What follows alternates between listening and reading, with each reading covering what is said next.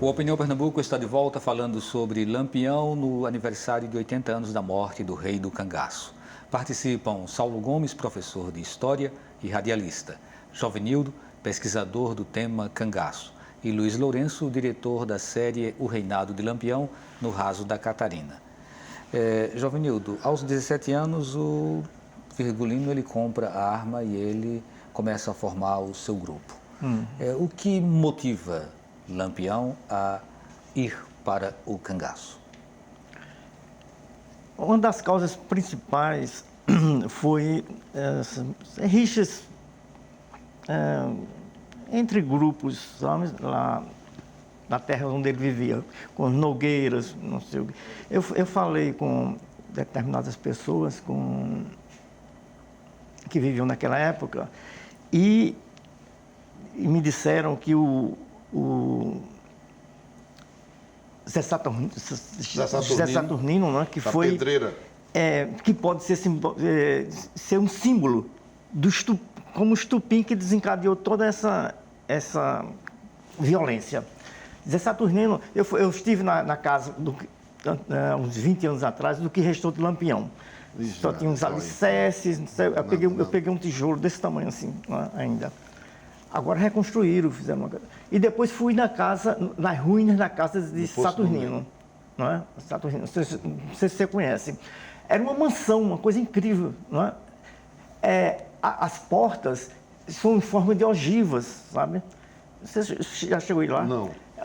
Está lá, as ruínas da casa. É um casarão imenso. Quer dizer, há uma distância social muito grande, como ele referiu anteriormente, de classe social. A classe baixa, vamos dizer assim, da família de Lampião e Saturnino. Um coronel poderoso, tal, morando numa fortaleza, né, senhorial, tipo construção ibérica, com tijolos, paredes imensas, e o que restou de Lampião. Moravam 11 pessoas naquele barraquinho, né, e Saturnino naquela mansão. Você acredita que se o pai de Virgulino, José Ferreira, não tivesse sido assassinado, ele teria levado adiante a sua vida de cangaceiro? No decorrer dessa briga, o pai de Lampião resolveu sair de lá, para tirar por menos. Pegou a família... Da Engazeira, depois de Poço do Negro... Foram sempre saindo e sempre escorraçados. Até que foram lá para Alagoas. Mata Grande. A mãe morreu 20 ou 30 dias antes, um ataque do coração, parece, no meio do caminho. E Saturnino avisou a polícia. Só está seguindo por aí, não, uma família de bandoleiros. Né? Prepare-se, sanguinários, avisou a polícia. Quer dizer, um coronel avisando outros coronéis, vamos dizer assim.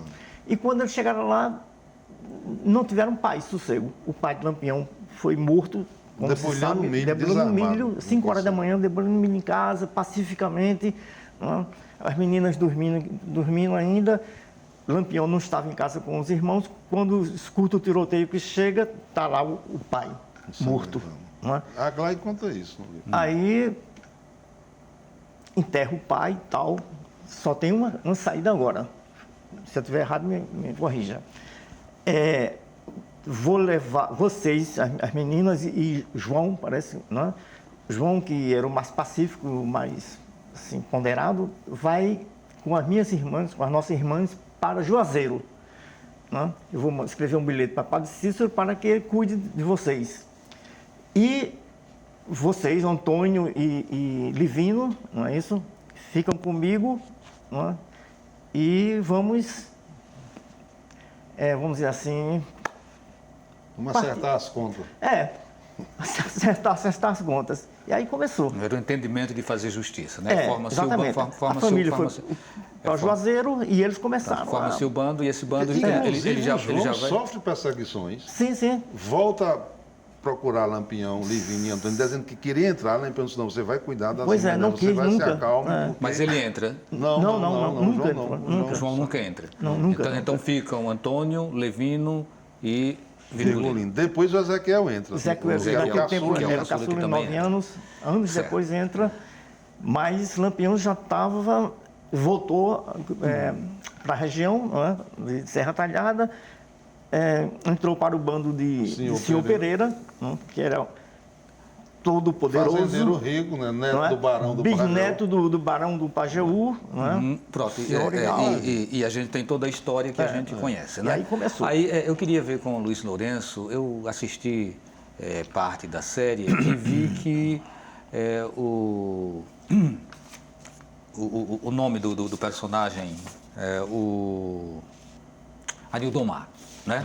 Anildomar, que é lá Serra Talhada, né? Lampião. Então ele traz um depoimento sobre o que foi o principal confronto entre o bando de Lampião e a polícia aqui em Pernambuco, que é o de Serra Grande, né? Aí a gente faz o seguinte, Lourenço, a gente ouve e assiste um pouco esse depoimento do Anildomar e depois a gente fala um pouquinho sobre esses personagens que você identificou para fazer parte da série, ok?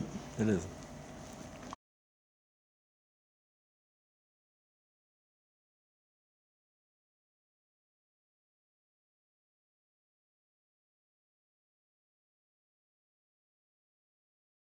O fogo da Serra Grande foi de uma repercussão estrondosa. Aproximadamente 400 soldados e ainda contratados, os cachimbos, o pessoal de Nazaré, um grupo de policiais da Paraíba que vinha no encalço de Lampião.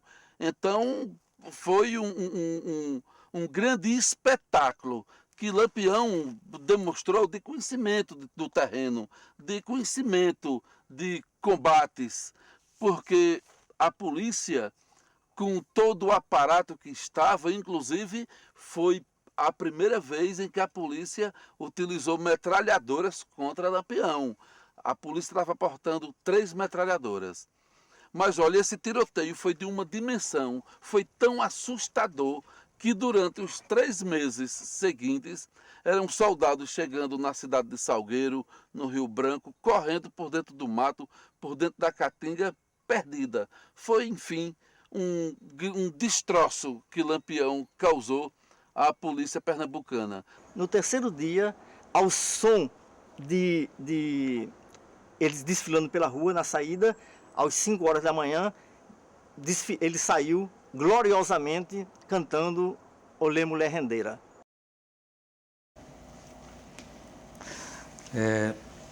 E aí, né, eu queria que você falasse exatamente sobre essa escolha dos personagens para a tua história, considerando que a expectativa de quem vai assistir é de que possa confiar totalmente nas informações que sejam ditas por essas pessoas. Então, Valdir, a gente, ao abordar um tema como esse, a gente sabe que ele é cheio de contradições, né? Eu acho que há uma grande luta, batalha hoje para saber quem é que tem a verdade, né? Então a gente foi para um campo meio pantanoso. Por exemplo, no meio dessas histórias que a gente entrevistou muita gente lá no interior surgiu um senhor lá dizendo que tinha visto Ezequiel vivo na feira de não sei onde, né? E todo mundo sabe que Ezequiel morreu num fogo lá na Bahia.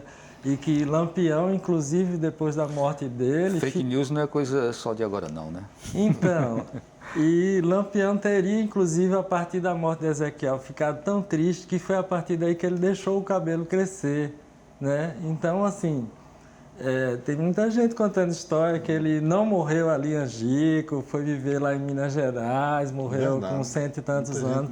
Então, a história é cheia de contradições. A gente não foi exatamente em busca assim de verdade, porque é uma coisa pantanosa esse terreno. Então, na verdade, a gente optou por focar essa história mais na Bahia pela oportunidade que a gente teve de ter os contatos, de chegar a essas pessoas, né?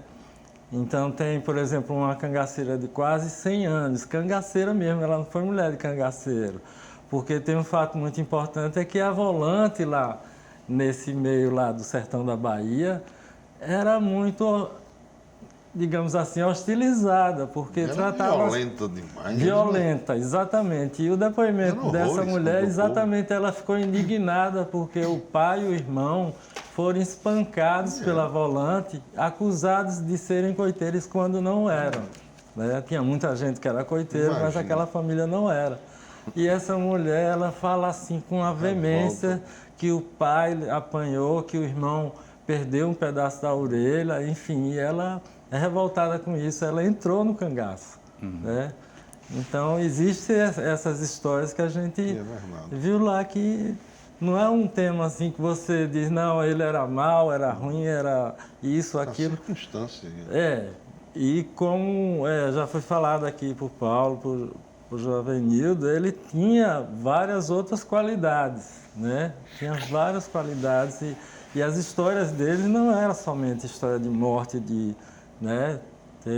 Tem uma das histórias que está no filme aí, na minissérie, ou pelo menos 2 histórias que é relatado que ele chorou. Por exemplo, a morte de um bode, que um dos cangaceiros foi lá e passou a língua no sangue da faca. Ele não gostou disso, foi lá, demonstrou para o cara que não queria aquele tipo de comportamento, entendeu?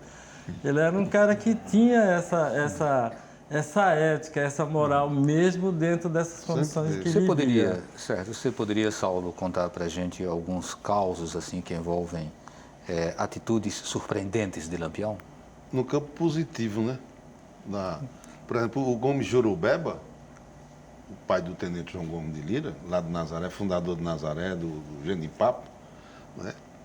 Quando o coronel Carvalho, chega lá para desmoralizá-lo, Lampião toma as dores, não permite. Ele já está morando em Poço do Negro, lá em Nazaré, que fica a 3 quilômetros da vilazinha, né? Eu fui lá no lugar onde tem um buzeiro, né? É muito emocionante. E ele disse, aqui você não vai desmoralizar Gomes Jorobeba. E depois Gomes Jorobeba está retelhando uma casa com a pistola de lado, você sabe essa história. E ele passa e Lampião de brincando. E essa pistola? Tem bala para cangaceiro. Em cima o velho Gomes Jorobeba. Aí o cangaceiro olha para Virgulino e diz, mas capitão, você não vai matar esse homem? Disse, não, esse homem merece respeito. Esse homem, porque ele considerava as amizades de infância. Ele foi compadre de fogueira de Manuel Neto. Quando ele mata o irmão do Davi no tiroteio Olímpio, Davi sai no campo gritando, vem Lampião, na faca, no punhal.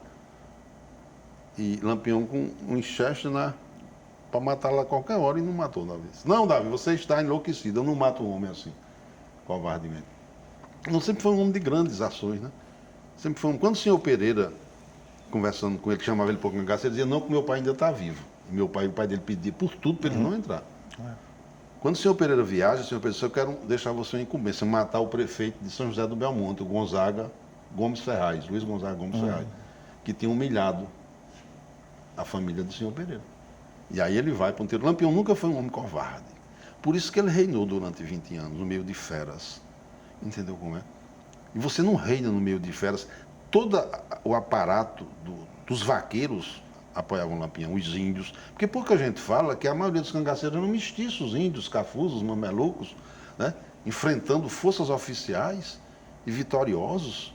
Essa surra que você está falando aqui dessa Serra batalha, Grande. 400 soldados contra o Raso da Catarina, onde eles caíam de sede, né? Desmaiaram de sede. Né? É uma das maiores sagas do cangaço. Então, era um homem dessa grandeza. Um homem que me dizia, Lampião lia o Globo. Lampião, quando a tropa de burro dele vinha, sabe, lá vem os meninos de seu Zé Ferreira, tudo certinho, a mercadoria entrega, a palavra, o pagamento em dia, né? Em Triunfo, ali em Baixa Verde, por onde eles andaram, eram respeitados. Por isso, a história. Jovenildo, de um lado, as volantes que causavam medo, embora levassem o discurso da proteção. Né? Do outro lado, Lampião, que também causava medo e que também portava o discurso da proteção aos oprimidos. Né? O que era, na verdade, essa volante? Quais os interesses dessa volante e quais os interesses de quem estava do lado de Lampião? Principalmente no caso dos coiteiros. Veja bem, as volantes, as volantes, vamos dizer assim, normais, entre aspas, tal, e um tipo de volante especial chamado nazarenos, sabe? Os nazarenos, que é essa parte. Quem são os nazarenos? É da atual Carqueja, Nazaré do Pico. Os nazarenos eram, naquele tempo, não é, como volantes, tropas de elite. Não é? Tropas de elite. Eram semelhantes, em tudo semelhantes, em valentia, em palavra empenhada. Nas roupas que vestiam. Nas roupas que vestiam, igual ao cangaço, sabe? Enquanto as volantes militares e tal, que vinham de Recife, iam para o sertão combater Lampião, davam errado porque não estavam adaptados àquela situação, àquela região, aquele ambiente hostil. Mas os nazarenos não. Ao se tornarem inimigos de Lampião, eram da mesma estirpe, da mesma raça, né? O mesmo sangue, a mesma bravura, não tinha problema, sabe? E se transformaram num motivo de preocupação para Lampião, porque as roupas eram iguais, a valentia era a mesma, sabe? E sendo que os nazarenos tinham uma coisa a seu favor, eram, vamos dizer assim, patrocinados pelo Estado, né? Muitos entram na polícia. Vocês, né? são executores da lei, vão executar a lei, vão prender, vão julgar, vão executar, tudo ao mesmo tempo e não vão ser julgados nunca. Estão acima da lei, protegidos pelo escudo, guarda-chuva da lei. Seria, numa linguagem moderna, como aqueles personagens de James Bond, tinham 2 zeros antes, tinham licença para matar. Eles tinham licença para matar. Então, pintaram e bordaram. Tá? Fizeram muita coisa em Pernambuco de barbaridade e chegaram a ser expulsos, se eu estiver errado, me corrija, da Bahia. Foram perseguir Lampião na Bahia. Isso, na sua visão aí, foi algo peculiar dos nazarenos, ou isso foi uma coisa comum a todas as volantes? Eles tinham convido como amigos. Exatamente, peculiar a eles. As outras volantes, oficiais, soldados de polícia, com farda, tudo, isso era outra parte. Eram do bem ou do mal? É do mal, mas eram incompetentes. Eram incompetentes. Não é? Tá bom, a gente vai fazer mais um intervalo. As pessoas saíam aqui do derby, com farda, coturno e tal, e perdiam tudo. Todas as batalhas perdiam. Certo, a gente faz mais um intervalo e daqui a pouco a gente volta com o terceiro bloco falando sobre a vida de Lampião.